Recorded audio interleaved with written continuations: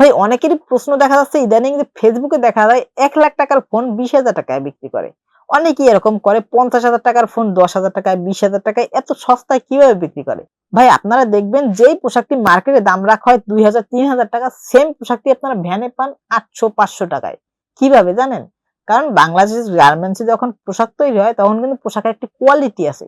সেই কোয়ালিটিফুল জিনিসগুলোই কিন্তু মার্কেটে যায়, ভালো, ভালো শোরুমে যায়। আর যেগুলো কোয়ালিটি খারাপ হয় ওইগুলো কিন্তু লট হিসেবে বাইরে বিক্রি করে দেওয়া হয় এবং ওগুলোই কিন্তু লট আকারে কিনে ভ্যানে বিক্রি করে কম দামে। সো ফোনের বিষয়টিই কিন্তু সেম। চায়নায় বা বাংলাদেশের বাইরে বা যেকোনো কোম্পানিতে যখন ফোন তৈরি হয় এগুলো নানানভাবে চেক করা হয়। আর এই চেক করার পরে যে ডিভাইস গুলো তাদের কাছে কোয়ালিটিফুল মনে হয় সেই ডিভাইস গুলো কিন্তু অফিসিয়াল ভাবে লঞ্চ করা হয় বা বিভিন্ন দেশে মার্কেটে লঞ্চ করা হয়।